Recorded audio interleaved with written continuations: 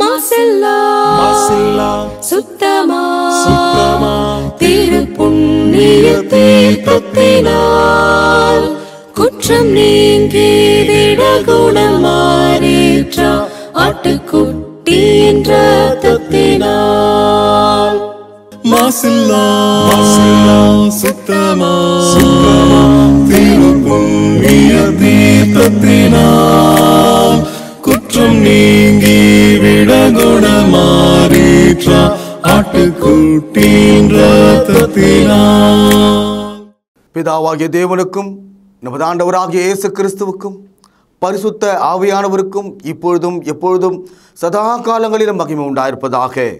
நாம் யாவரும் தேவனை மகிமைப்படுத்தும்படியாக உற்சாகமாக பாடி தேவனை துதித்து அவருடைய நாமத்தை மகிமைப்படுத்துவோமாக. பாடல்களை வழிநடத்தத்தக்கதாக நம்மத்தில் இருக்கிற அன்பு சகோதரர்களை முன்னுக்கு வரும்படி அன்போடு அழைக்கிறேன்.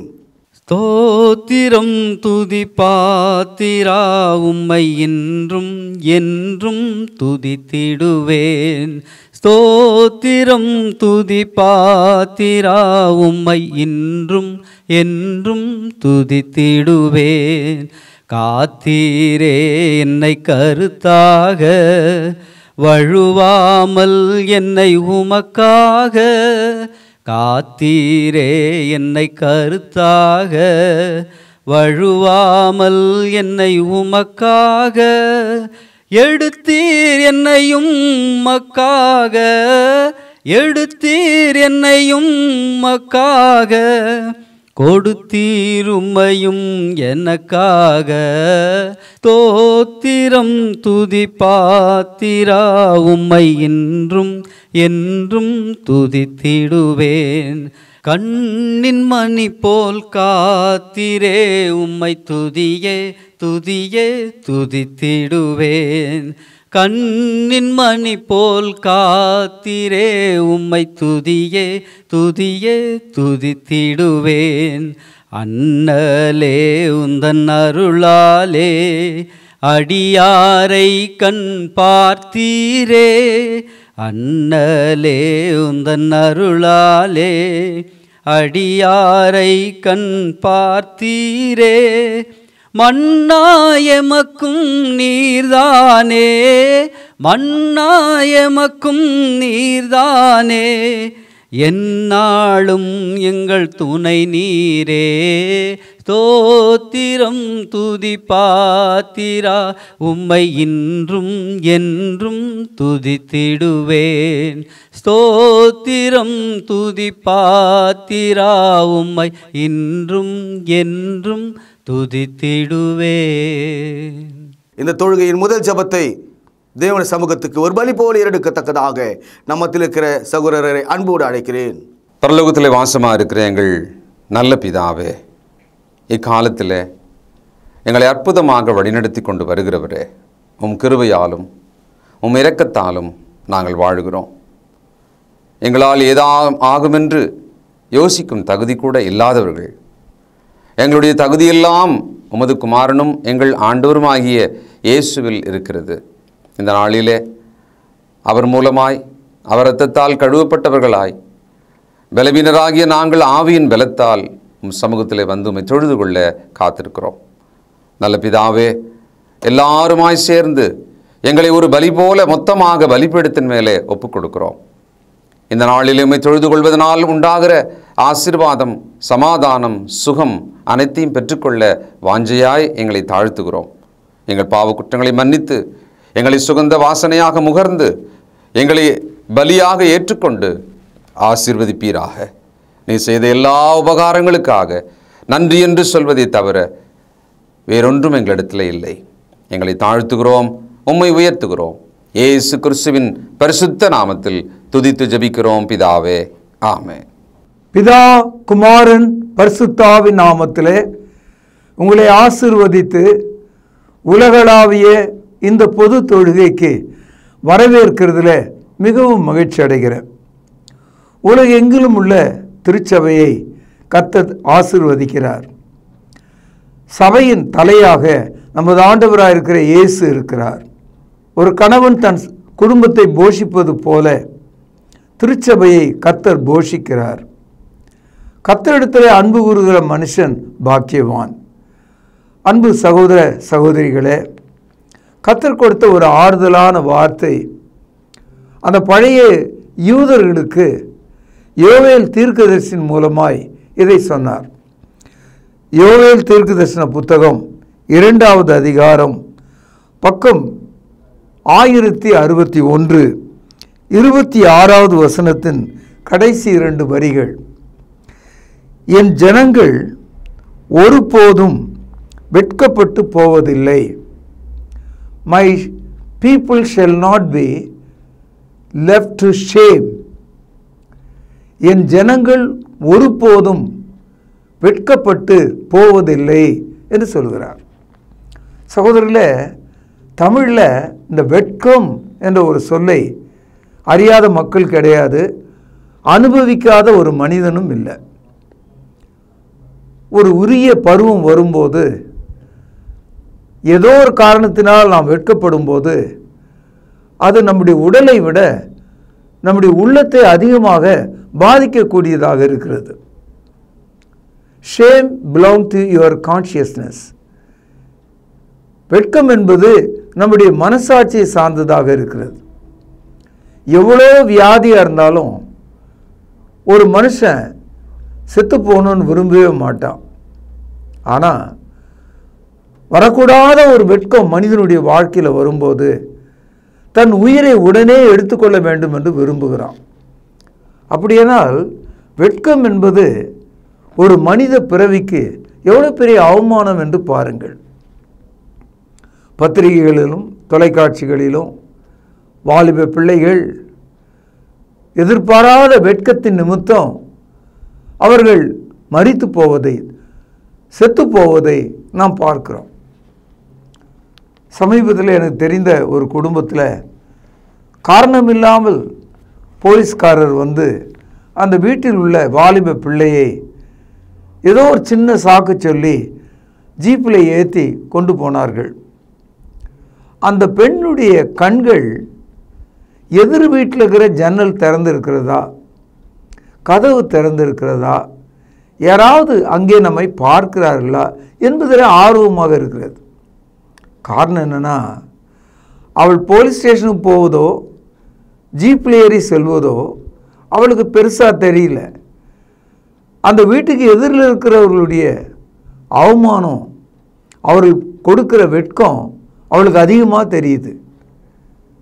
சரின்னு போலீஸ் ஸ்டேஷனுக்கு கொண்டு போய் அவளை விசாரித்து கொண்டிருக்கும்போது எந்த ஆள் பார்க்கக்கூடாது, எந்த குடும்பத்துக்கு இந்த தகவல் தெரியக்கூடாதுன்னு அவன் நினைச்சாலோ அவள் அங்கே இருக்கிறாள்.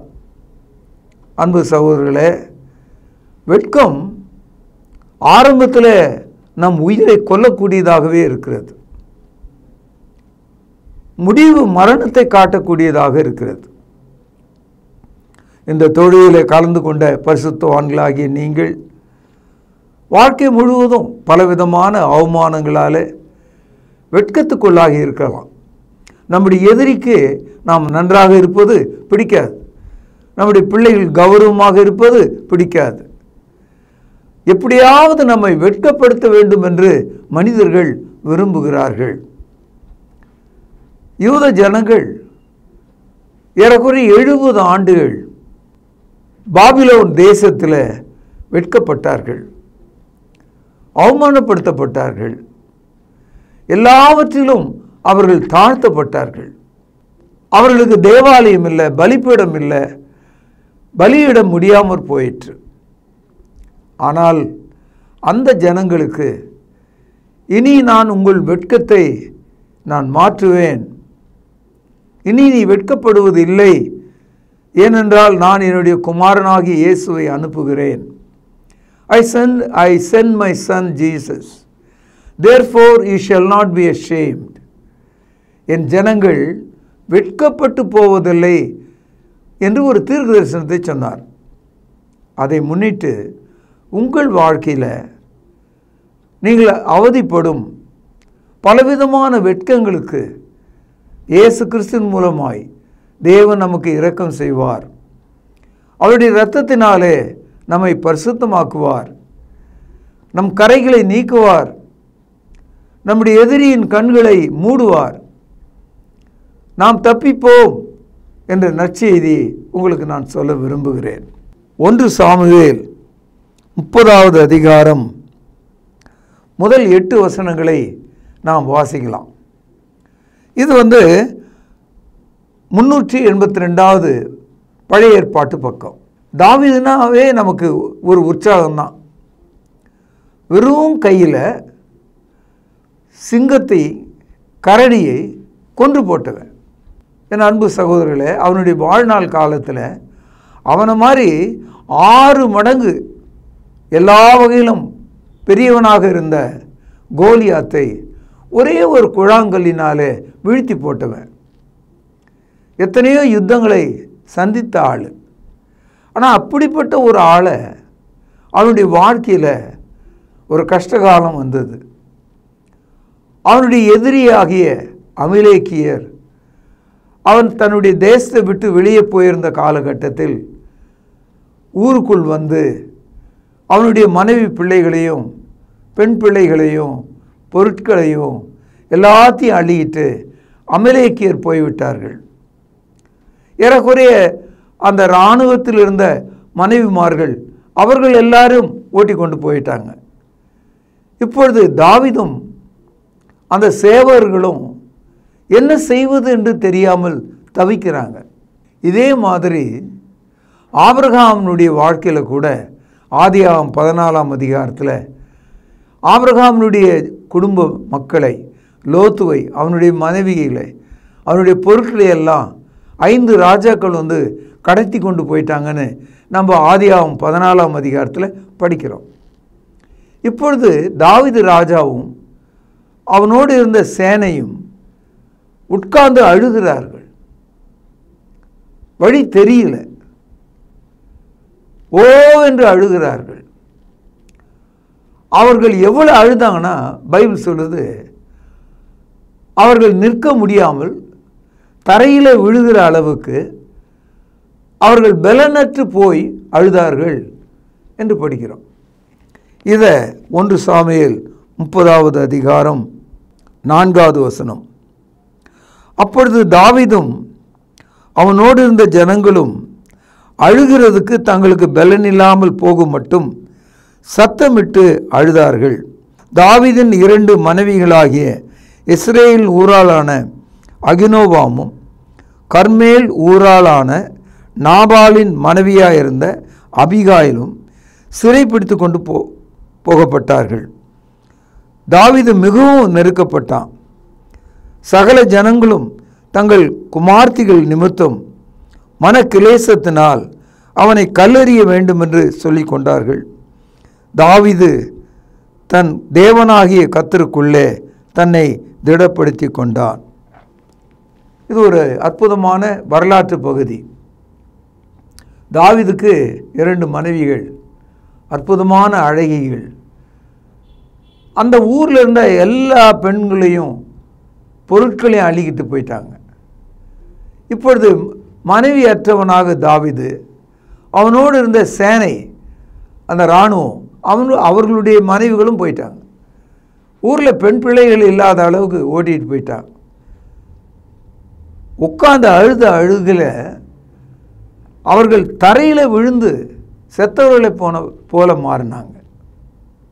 சில சமயங்களில் தமிழில் ஒரு பழமொழி உண்டு, பட்ட காலிலேயே படுன்னு சொல்லுவாங்க. அப்படி தான் அவனுக்கு நேர்ந்தது. இப்பொழுது போனது மட்டுமல்ல, அவன் அவமானப்படுகிறான். இப்போ அவன் ஒரு கோழையைப் போல, அவனுடைய வீரம் ஏதும் இல்லாமல் அவன் விடப்பட்டவனாக இருக்கிறான். இது ஒரு பக்கம் இருந்தால், அவனோடு இருந்த இராணுவம் அவர்களுக்கு வந்த கோபத்தில் உன்னால் தானே இது வந்தது என்று நினைத்து தாவீதை சொந்த ஜனங்கள், சொந்த இராணுவம் கல்லெறிய நினைத்தார்களாம். they wanted to stone David. அன்பு சகோதரர்களே, வாழ்க்கையில் வெட்கம், அவமானம் தலைமையில் ஏறி வருவது போல் இருக்கு. அதனால்தான் நாம் எப்பொழுதும் பத்திரிகைகளில் படிக்கிறோம், அவமானம் தாங்காமல் தூக்கிட்டு செத்தார்கள். கடனை திருப்பி கொடுக்க முடியாத அவமானம் தாங்காமல் 5-6 பேர் உள்ள ஒரு குடும்பம் பிள்ளைகளோடு விஷம் அருந்தி செத்தார்கள். நாளைக்கு சாவர ஆள் கூட விஷம் சாப்பிட மாட்டான். ஆனால் அவமானம் உள்ள ஒரு ஆள் விஷம் சாப்பிட்டு செத்து போவான். அந்த சகோதரர்கள், நம்முடைய வாழ்க்கையில் இப்படிப்பட்ட ஒரு மனோநிலை, இப்படிப்பட்ட ஒரு சூழல் நம்முடைய பிள்ளைகள் வழியாக, கடன்கள் வழியாக, எதிரியின் வழியாக நீங்களும் நானும் சந்தித்திருக்கிறோம். என்ன செய்வோம்? பலனும் இல்லை, திருப்பி கொண்டு வர வாய்ப்பு இல்லை, பொருள் இல்லை. என்ன செய்வோம்? தாவீது கர்த்தரிடத்தில் தன்னை திடப்படுத்தி கொண்டார். David strengthened himself in the Lord. When he was helpless, put into shame, he put himself into God's hand. He has strengthened himself. அவன் தன்னை திடப்படுத்தி கொண்டானா. நாம் அப்படி செய்வோமா? இந்த காலையில், இந்த வருஷ கடைசியில் இதை நீங்கள் கேட்க வேண்டும். நீங்கள் இழந்ததையெல்லாம் திரும்பவும் பெற்றுக்கொள்ள வேண்டும். இந்த ஸ்டோரி நீங்கள் அப்படியே வாசித்தீங்கன்னா, தாவீது கர்த்தரிடத்தில் கேட்கிறார். ரோமருக்கு எழுதிய நிருபம் 8வது அதிகாரம் 35 முதல் ஒரு சில வசனங்களை வாசிக்கிறேன். அது நமக்கு நேரடியாக நாம் படுகிற அவமானங்கள், வேதனைகள், பசி தாகங்களை குறித்து கர்த்தர் எவ்வளவு சிறப்பாக அதை நேரடியாக நம் இடத்துல சொல்கிறார். பாருங்கள். நிமித்தம் எந்நேரமும் கொல்லப்படுகிறோம், அடிக்கப்படும் ஆடுகளைப் போல எண்ணப்படுகிறோம் என்று எழுதியிருக்கிறபடி நேர்ந்தாலும் கிறிஸ்துவின் அன்பை விட்டு நம்மை பிரிப்பவன் யார்? உபத்திரவமோ, வியாகுலமோ, துன்பமோ, பசியோ, நிர்வாணமோ, நாசமோசமோ, பட்டயமோ, இவை எல்லாவற்றிலிருந்து நாம் தம்மில் அன்பு கூறுகிறவர்களாலே முற்றும் ஜெயங்கொள்ளுகிறவர்களாய் இருக்கிறோமே. அதனால் சகோதரர்களே, நமக்கு வருகிற அவமானங்கள் அது எந்த கோணத்தில் வந்தாலும், அது நம் காலடியிலே மண்டியிட்டு நம்முடைய உயிரை கேட்கக்கூடியதாக இருந்தாலும், கிறிஸ்துவின் அன்பை விட்டு நம்மை பிரிப்பவன் யார்? ஆகவே அவமானத்தை நம்முடைய வாழ்க்கையின் முடிவாக பார்க்காமல், நம்முடைய எதிரியினுடைய கண்களுக்கு முன்பாக, நம்மை அவமானப்படுத்துகிற மனுஷருடைய கண்களுக்கு முன்பாக கிறிஸ்து தமது சிலுவையை நமக்கு காண்பிக்கிறார். இயேசுவின் இரத்தம் ஜெயம் என்று நாம் அறிந்திருக்கிறோம். ஏசாயா தீர்க்கதரிசன புத்தகம் 54ஆம் அதிகாரம் 4வது வசனம் பாருங்கள். 860வது பக்கம், பழைய ஏற்பாடு. பயப்படாதே, நீ வெட்கப்படுவதில்லை, நாணாதே, நீ இலச்சை அடைவதில்லை. உன் வாலிபத்தின் வெட்கத்தை நீ மறந்து உன் விதவையாயிருத்தின் நிந்தையை இனி நினையாதிருப்பாய். உன் சிருஷ்டிகரே உன் நாயகர், சேனைகளின் கர்த்தர் என்பது அவருடைய நாமம். இஸ்ரவேலின் பரிசுத்தர் உன் மீட்பர், அவர் சர்வ பூமியின் தேவன் எனப்படுவார். கைவிடப்பட்டு மனநுந்த ஸ்திரீயைப் போலவும், இளம் பிராயத்தில் விவாகம் செய்து தள்ளப்பட்ட மனைவியைப் போலும் இருக்கிற உன்னை கர்த்தர் அழைத்தார் என்று தேவன் சொல்கிறார். அன்பு சகோதரர்களே, தேவனுடைய வார்த்தையை பார்த்தீங்களா? கர்த்தருக்குள் இருக்கிற ஒரு மனிதனுக்கு இந்த அவமானம் என்ற, வெட்கம் என்ற அந்த துர்போதனை, அந்த வேதனை வராது, வரக்கூடாது. ஆண்டவர் நம்மை கைவிட மாட்டார். அப்படியே கைவிட்டாலும் கண் சிமிட்டும் நேரம்தான் அது. பாருங்கள், ஏசாயா 54ஆம் அதிகாரம் 7வது வசனம். இமைப்பொழுது உன்னை கைவிட்டேன், ஆனாலும் உருக்கமான இரக்கங்களினால் உன்னை சேர்த்து கொள்வேன். ஆண்டவர் நம்மை கைவிடுவது இல்லை. ஒரு செகண்ட் அதுக்குள்ளே தான் அந்த நேரம் கடந்து போயிடும். அன்பு தோழர்களே, பரிசுத்தவான்களே, எந்த ஒரு சூழ்நிலையிலும் நான் அவமானப்படுகிறேன், வெட்கப்படுகிறேன், ஆகவே நான் மரணத்தை தேடுகிறேன் என்று நீங்கள் சொல்லாதிருங்கள். கர்த்தர் உங்கள் மீது கனிவாக இருக்கிறார். நம்முடைய வாழ்வை குறித்து தெளிவாக பேசுகிறார். எந்த ஒரு காரணமும், எந்த ஒரு பட்டயமும், எந்த ஒரு வேதனையும் நம்மை வெட்கப்படுத்த முடியாது. தேவனுடைய பிள்ளைகளுக்கு இந்த வாக்குறுதி சொல்லப்பட்டிருக்கிறதை நீங்கள் புரிந்து கொள்ள வேண்டும். சங்கீதம் 71 1வது வசனம்.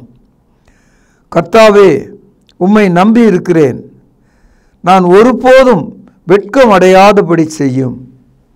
இது ஒரு அருமையான ஒரு ஜெபம். இது கிறிஸ்தவர்களாகி நாம் ஜெபிக்கும்போது தேவைகளையெல்லாம் சொல்லி ஜெபிக்கிறோம். ஒன்று கூடுதலாக சொல்லி ஜெபிக்கலாம். ஆண்டவரே, நான் வெட்கப்பட்டு போகாதபடிக்கு நான் வேலை செய்கிற இடங்களில், நான் போய் சேர்ந்து வாழ்கிற குடும்பத்தில், நான் குடியிருக்கிற சமுதாயத்தில், என்னை சுற்றி இருக்கிற நண்பர்கள் மத்தியில் நான் வெட்கப்பட்டு போகாதபடி என்னை ரட்சியும் என்று நாம் சொல்லலாம் இல்லையா? எரேமியா தீர்க்கதரிசியின் புத்தகம் 5வது அதிகாரம், பழைய ஏற்பாட்டில் 957வது பக்கம். முதல் வசனம் பாருங்கள். கர்த்தாவே, எங்களுக்கு நேரிட்டதை நினைத்தருளும், எங்கள் நிந்தையை நோக்கி பாரும். எங்கள் சுதந்திரம் அந்நியர் வசமாகவும் எங்கள் வீடுகள் புரதேசத்தாருடையதாகவும் தாண்டி போயின. திக்கற்றவர்களானோம், தகப்பன் இல்லை. எங்கள் தாய்கள் விதைகளைப் போல் இருக்கிறார்கள். எங்கள் தண்ணீரை பணத்துக்கு வாங்கி குடிக்கிறோம். எங்கள் விறகுகளை விலைக்கிரயமாய் வருகிறது. பாரம் சுமந்து எங்கள் கழுத்து நோகிறது. நாங்கள் உழைக்கிறோம், எங்களுக்கு இளைப்பாறுதல் இல்லை. அவமானப்படுகிற ஜனங்கள், வெட்கப்படுகிற ஜனங்களுக்கு வருகிற ஒரு காட்சி தான் இது. எல்லா கிறிஸ்தவர்களுக்கும் இது வரும். ஆனால் கர்த்தர் நமக்கு என்ன சொன்னார்னா, யோவேல் 2வது அதிகாரம் 26வது வசனத்தில், என் ஜனங்கள் வெட்கப்பட்டு போவதில்லை. இந்த நாள் தொடங்கி புது வருடத்தை வரவேற்கும் திருச்சபையே, சகோதர சகோதரிகளே, முதியவர்களே, நீங்கள் வெட்கப்பட்டு போவதில்லை. கர்த்தர் உங்களுக்கு உதவுவார். நீங்கள் அவரை நோக்கி கெஞ்சுங்கள், அவர் உங்களுக்கு இறங்குவார்.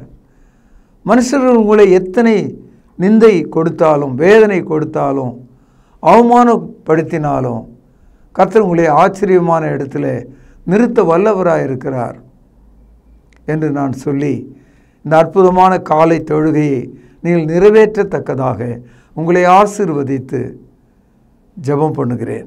பிரார்த்தனை செய்வோம். அன்பான தகப்பனே, மிக உறுதியான வாக்குறுதியை எங்களுக்கு நீர் தந்திருக்கிறீர். நீர் எங்களோடு பேசினீர். ஆம் தகப்பனே, எங்களுடைய வாழ்க்கையில் பல முறை மரணத்துக்கு ஏதுவான வெட்கம், துக்கம், வேதனைகளை நாங்கள் அனுபவித்தோம். உமது வார்த்தையினாலும் இயேசு கிறிஸ்து சிந்திய ஜீவனுள்ள இரத்தத்தினாலும் அந்த உடன்படிக்கையினாலும் இப்பொழுதும் நாங்கள் பிழைத்திருக்கிறோம். அப்பா பிதாவே, எதிர்வரும் நாட்களில் எங்கள் வெட்கத்தை நீக்கி எங்கள் பிள்ளைகளை ஆசீர்வதியும். ஆண்டவரே, எங்களுடைய பிள்ளைகள் வெட்கப்பட்டு போகாதபடிக்கு அவர்களுக்கு வீடும் வாசலும் ஆகாரத்தையும் ஏற்படுத்தி அருளும். எங்களை ஆசீர்வதியும். ஆண்டவர் இயேசுவின் நிமித்தமே ஜெபம் கேளும் ஜீவனுள்ள எங்கள் நல்ல பிதாவே, ஆமேன். நம்முடைய கர்த்தராகிய இயேசு கிறிஸ்துவினுடைய கிருபையும் பிதாவின் அன்பும் பரிசுத்த ஆவியின் வழி நடத்துதலும் நம் அனைவரோடும் சதா காலமும் நிலைத்திருப்பதாக. ஆமேன். கிறிஸ்து இயேசு தம்முடைய சரீரத்தை நமக்காக கிழிக்கு கொடுத்து தன்னுடைய இரத்தத்தை சிந்தினார். அவருடைய பந்தியை நினைவு கூறத்தக்கதாக நாம் ஆயத்தமாவோம். வழிநடத்தும்படியாக சகோதரர்களை அன்போடு அழைக்கின்றோம்.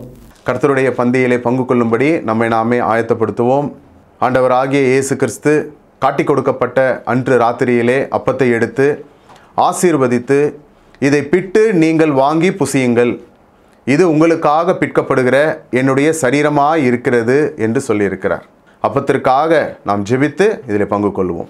பரிசுத்தமும் இரக்கமும் தயவும் கிருபையும் நிறைந்த நல்ல ஆண்டவரே, உம்முடைய குமாரனாகிய இயேசு கிறிஸ்து சிலுவையிலே எங்களுடைய பாவங்களுக்காக தன்னுடைய இன்னுயிரை கொடுக்கும் பொழுது அவருடைய சரீரம் கிழிக்கப்பட்டது.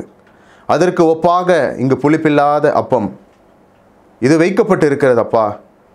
நீர் இந்த அப்பத்தை எங்களுக்கென்று ஆசீர்வதித்து தரும்படி விலையேற பெற்ற இயேசு கிறிஸ்துவனுடைய நல்ல நாமத்தினாலே இந்த ஜெபத்தை ஏறெடுக்கிறோம் அன்பின் பிதாவே, ஆமேன். அவர் அந்தபடியே பாத்திரத்தையும் எடுத்து, இந்த பாத்திரம் என் இரத்தத்தினால் ஆகிய புதிய உடன்படிக்கையாய் இருக்கிறது, என்னை நினைவு கூறும்படி இதை செய்யுங்கள் என்று சொல்லியிருக்கிறார். நாமும் கூட அவ்வண்ணமாகவே இதில் செய்யும்படியாக நாம் ஒன்று சேருவோம். தேவன் இந்த ரசத்தை ஆசீர்வதித்து தரும்படி நாம் ஜெபிப்போம். வானத்தையும் பூமியும் உண்டாக்கின சர்வ வல்லமையுள்ள எங்கள் நல்ல பிதாவே, என்னை நினைவு கூறும்படி இதை செய்யுங்கள் என்று சொல்லியிருக்கிறபடியே நாங்கள் செய்யும்படி வந்து நிற்கிறோம். இந்த ரசத்தை நீர் ஆசீர்வதித்து தாரும். குற்றமில்லாத மாசற்ற இதோ தகப்பனே, அந்த ரத்தம் எங்களுடைய பாவங்களுக்காக சிந்தப்பட்டது என்பதை நாங்கள் நினைத்து இதில் பங்கு கொள்ளும்படி, பயபக்தியோடு பங்கு கொள்ளும்படி எங்களை உற்சாகப்படுத்தும். எங்களை தாழ்த்துகிறோம். இந்த ரசத்தை நீர் ஆசீர்வதித்து தாரும். இயேசுவின் நல்ல நாமத்தில் இந்த ஜெபத்தை எடுக்கிறோம் அன்பின் பிதாவே, ஆமேன். இறுதியாக நாம் ஜெபித்து இந்த தொழுகையை நிறைவு செய்வோம். ஜெபிப்போம். கிருபையும் அன்பும் இரக்கமும் நிறைந்த பரம்பிதாவே, உம்மை தொழுது கொள்வது எவ்வளவு பெரிதான ஸ்லாக்கியம். அந்த ஸ்லாக்கியத்தை நீர் இந்த நாளில் எங்களுக்கு தந்தீரே, அதற்காக நன்றி தகப்பனே. நாங்கள் ஜெபித்த ஜெபங்களை நீர் அங்கீகரிக்க வேண்டுமாய் ஜெபிக்கிறோம். கிருபையின் பிதாவே, நாங்கள் கேட்ட வார்த்தைகளுக்காக நன்றி. அவைகள் எங்களுடைய இருதயத்தில் வைத்து அதன்படி எங்களுடைய வாழ்க்கை மறுரூபமாக நீர் தயவு செய்தல் வேண்டுமாய் ஜெபிக்கிறோம். பிதாவே, நீர் எங்களுக்கு இந்த வாரத்தில் ஆசீர்வாதமாக கொடுத்த வருமானத்திலிருந்து உமக்கென்று கொடுக்க நீர் எங்களுக்கு பாராட்டின தயவுக்காக நன்றி. இப்படியாக நாங்கள் கிறிஸ்துவனுடைய மரணத்தை நினைவு கூற நீர் தயவு பாராட்டினீர். எங்களுக்காக கிறிஸ்து தன்னுடைய சரீரத்தை கிழித்து இரத்தத்தை சிந்தினார். அதை நாங்கள் புசிக்கவும் பானம் பண்ணவும் நீர் தயவு பாராட்டினீர். இப்படியாக தாப்பனே, நாங்கள் ஏறெடுத்த இந்த தொழுகையை நீர் தாமே அங்கீகரிக்க வேண்டுமாகவும் ஆசீர்வதிக்க வேண்டுமாக ஜெபிக்கிறோம். தாப்பனே, சுவீனமாக இருப்பவர்களுக்கு உம்முடைய சுகத்தையும் ஆரோக்கியத்தையும் கட்டளை விடமாக ஜெபிக்கிறோம். காத்துக்கொள்ளும் வழி நடத்தியறலும் இயேசு கிறிஸ்து மூலம் அனுப்புகிற நல்ல பரம்பிதாவே, ஆமென்.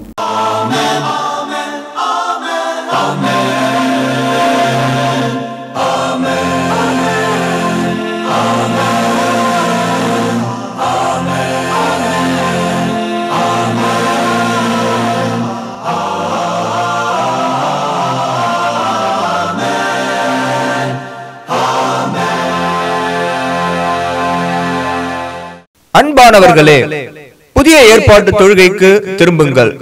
இடம் YMCA வளாகம், ஹைகோர்ட் எதிரில், பிரதி ஞாயிறு காலை 11 மணி அளவில் அன்புடன் அழைக்கிறோம். Come and worship with us every Sunday at 11 AM, YMCA Hall, opposite High Court, Parish Corner. கர்த்தாவே, தேவர்களில் உமக்கு பானவர் யார்?